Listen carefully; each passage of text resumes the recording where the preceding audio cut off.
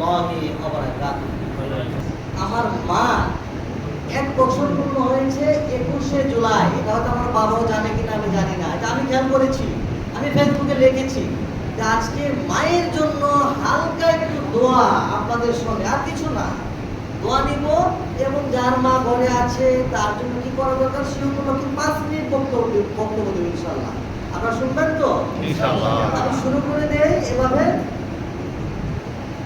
পৃথিবীর শ্রেষ্ঠ কথন মধুর আলাপন, ছোট্ট একটি অক্ষর মা,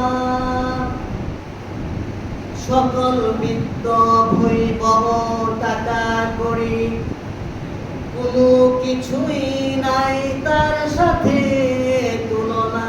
বালাগাল উলাম বিকামালিহি কাশাফাত তুজা বিজামালিহি হাসনাত জামিউ খিসালিহি সাল্লু আলাইহি ওয়া আলিহি। এই মা এবং বাবা মানুষের জন্য কত প্রেমাস্পদ তা বর্ণনা করতে গিয়ে পবিত্র কোরআন বলেছেন, আউযু বিল্লাহি মিনাশ শাইতানির রাজিম, বিসমিল্লাহির রাহমানির রাহিম। ওয়া ক্বাদা রাব্বুকা আল্লা তা'বুদু ইল্লা ইয়্যাহু ওয়া বিল ওয়ালিদাইনি ইহসান। এখানে আল্লাহ রাব্বুল আলামিন বলেন, আমি রব হিসাবে তোমাদের জন্য এটা ভার্ডিক্ট করে দিলাম, রায় করে দিলাম, যার যেভাবে রায় লেখে সেভাবে। সেটা হলো এই, তোমাদের জন্য মাতা পিতা হলো সর্বশ্রেষ্ঠ সহানুভূতি পাবার মতো ব্যক্তিত্ব। আপনার জীবনে কাউকে যদি ভালোবাসার সুন্দর কথনে, হৃদয় গাঁথনে যদি তার জয় করতে চান, তাহলে প্রেমিকা নয়, অন্য কিছু নয়, তোমার স্ত্রী নয়, তোমার মা বাবার হৃদয় জয় করো। শুধু তাই নয়, মা তার সন্তানের জন্য কি নিয়ামত, জীবদ্দশায় সেই সন্তান বুঝতে পারে না। আমার নবীর সামনে একজন বৃদ্ধ রমণী আসলেন, তখন সাহাবারা দাঁড়ালেন, আমার নবী দাঁড়ালেন, বৃদ্ধ রমণীকে বসতে দিলেন। শুধু পরে বসতে দেন নাই, আমার রাসূল যে আমামা ব্যবহার করতেন, পাগড়ি, মাথার পাগড়িটা খুলে এই বৃদ্ধা মহিলার জন্য বিছিয়ে দিলেন। বৃদ্ধ মহিলাকে আদর করলেন এবং বললেন, তোমার কোনো অসুবিধা হয় নাই তো?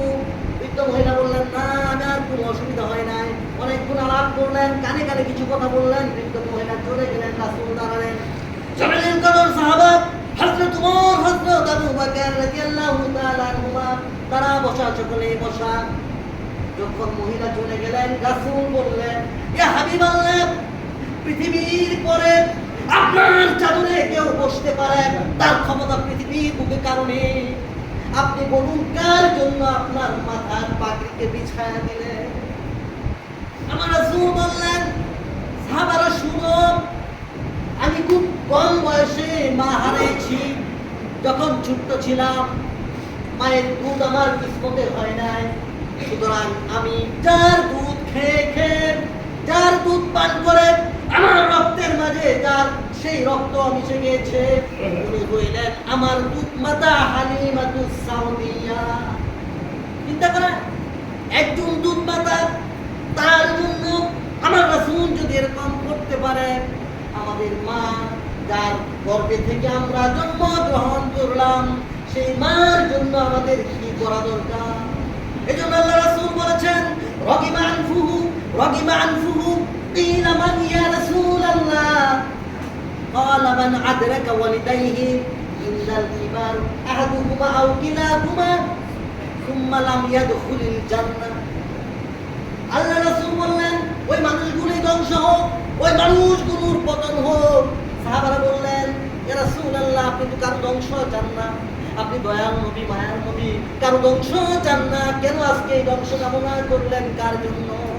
আল্লাহ রাসূল বললেন, শুনো সাহাবারা, শুনো, মা বাবা যাদের করে আছে এত কষ্ট করে প্রতিপালন করলো, সেই মা বাবা থাকতে সেই লোকটা যদি জান্নাতের ব্যবস্থা অ্যারেঞ্জমেন্ট না করে জান্নাতে যেতে না পারে, তাহলে সেই লোকটা ধ্বংস হয়ে যায়।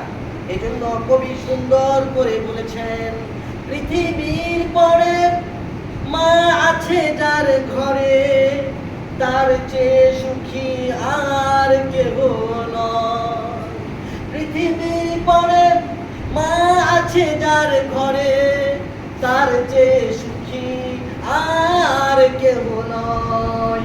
মায়ের দুয়া পেয়েছে যার হৃদয়, পরপারে অবশ্যই সে জান্নাতি হয়।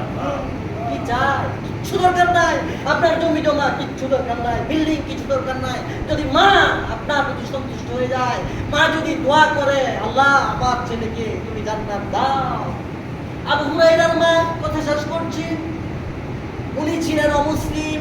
আবু হুরায়রা রাদিয়াল্লাহু তাআলা ছিলেন মুসলিম। মুসলিম হয়ে ইসলামের ছায়া তলে এসে বাড়িতে গেলেন গভীর রাত্রিতে। মা বললেন, কোথায় গিয়েছিলেন? উনি মিথ্যা বললেন না, বললেন রাসূলের দরবারে গিয়েছিলাম।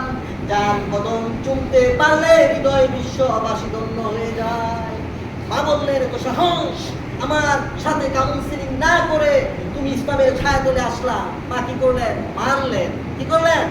মারলেন। বড় ছেলে কিন্তু মা মারলেন। কেন মারলেন?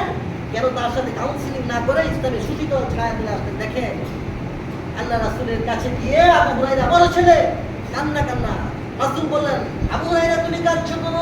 তোমার আশু নেত্র কপল ভেবে পড়ছো কেন? বলো বলো বলো। আবু হুরায়রা বললেন, আমার মা মেরেছে। আল্লাহ রাসূল বললেন, তুমি কি শিকায়ত করছো আমার কাছে? তোমার মার বিরুদ্ধে কি অভিযোগ উঠাচ্ছ? অর্থাৎ আবু হুরায়রা বুঝে ফেললেন রাসূল এতে সন্তুষ্ট হয় নাই, হোক সে মা কাফের, মার বিরুদ্ধে লেগে শান করা যায় না। তখন আবু হুরায়রা কথা চেঞ্জ করে বললেন, রাসূল, ইয়া হাবিবাল্লাহ, আমি একটু দোয়া করতে যাচ্ছি, মায়ের জন্য একটু দোয়া করে দেন, আমার মা তো কাফের। রাসূলের দোয়া তো ব্যর্থ হয় না, উনি বলেছেন নবীদের দোয়া ব্যর্থ হয় না, আপনি একটু হাত তুলে মোনাজাত করে দেন, এই জন্য আমি আপনার কাছে আসছি। উনি হাত তুললেন, আল্লাহুম্মা হদি উম্মা আবি হুরায়রা, আল্লাহ আল্লাহ তুমি আবু হুরায়রার মাকে কি করে দাও, এই জান্নাতের ইসলামের পতাকা তলে তাকে নিয়ে আসো। আবু হুরায়রা উঠে দাঁড়ালেন। একজন সাহাবা তার পাঞ্জাবি ধরলেন। আবু হুরায়রা দাঁড়িয়েছ? বলে, ছেড়ে দাও আমার পাঞ্জাবির কোনা, আমাকে ছেড়ে দাও, আমি আর হেঁটে আমার বাড়ি যাব না। আমি দৌড় দিলেন। আবু হুরায়রা দৌড় দিলেন। দৌড় দিয়া বললেন, আমি দেখতে চাই আমার রাসূলের দোয়া আগে গিয়েছে না আমি দৌড়ে বাড়িতে আগে গিয়েছি। রাসূলের দোয়া কবুল হয়ে গিয়েছে। কে দেখলেন মার মন অন্য ধরনের চেঞ্জ হয়ে গিয়েছে। আজকে বললেন, কোথায় থেকে আসছো? বললো, ওখান থেকে আসছি। আজকে ওই দিনের মতো মারলেন না, আদর করলেন এবং তাকে আদর করলেন, সুহবত দিলেন। আবু হুরায়রা মাউন্ট করলেন, আবু হুরায়রা, আমি তোমাকে মেরেছি, মারার পর থেকে আমার মনটা অনেক খারাপ ছিল। যতই বলেন, সন্তানকে যদি মা বাবা পিটায়, অন্যায় হোক ন্যায়ের হোক, তার হৃদয় পুরায় না? আবু হুরায়রা মা বলছে, দেখো আমার অন্তরটা খুব খারাপ লাগছে, তোমাকে মেরেছি, কিন্তু এখন আমার অন্তরটা কেন জানি তুমি যে ইসলামের পথে এসেছো সেই ইসলামের পথে আমাকে একটু ধন্য করে নাও না, তুমি কালিমা পড়ে নাও না। আবু হুরায়রা তার মাকে বললেন, আমার সাথে সাথে বলো, লা ইলাহা ইল্লাল্লাহ